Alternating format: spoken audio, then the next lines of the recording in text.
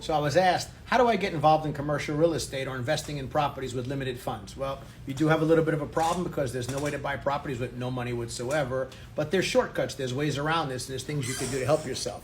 So the first thing I want to know is, do you have experience? So let's go back to the basics. I'm going to assume that you're not very advanced in real estate yet, and if you're not, my first recommendation, number one, which I make my own kids do, is go out and get a real estate license. It's important. And before people tell me I don't want to be a realtor, you're not getting a real estate license to become a realtor. I want you to get a real estate license so you can understand and learn real estate.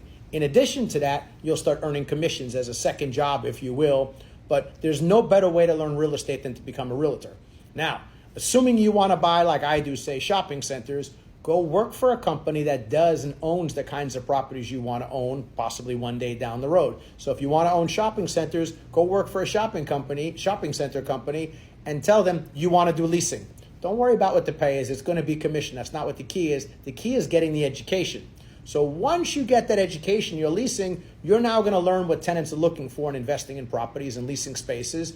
And what I mean is, you'll now understand, what does it take to open a dental office? What does it take to open a dance studio or a karate place? You'll learn all this by being a leasing agent. You'll learn what kind of rents people could pay. You'll learn what the surrounding areas to the centers you're leasing, what they're charging in rent is. So you're getting all this advice and education for free, and you're going to get paid a commission when you sign a lease.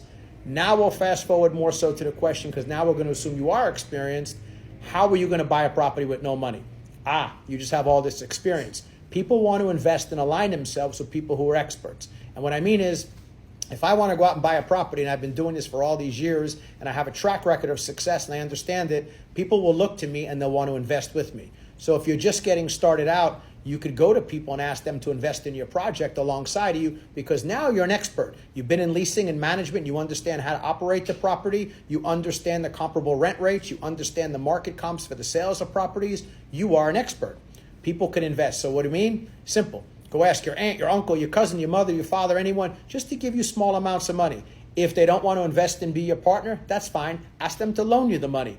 Start with the small property. I don't care where you come from. I don't even care if you have access to a lot of money. Start with the small property. It could be $200,000-$300,000. You're just trying to learn the basics of property ownership and management to be sure you like it, because possibly you won't.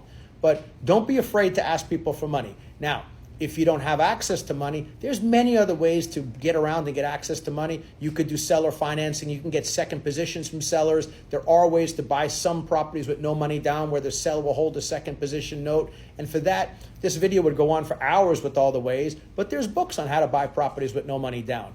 But even if you have money or no money, you got to have experience. You got to know what you're doing, because the money will get lost very quickly and you'll lose everything if you don't understand the real estate you're buying. So please, before you worry about not having the money, make sure you have the experience. That's rule number one.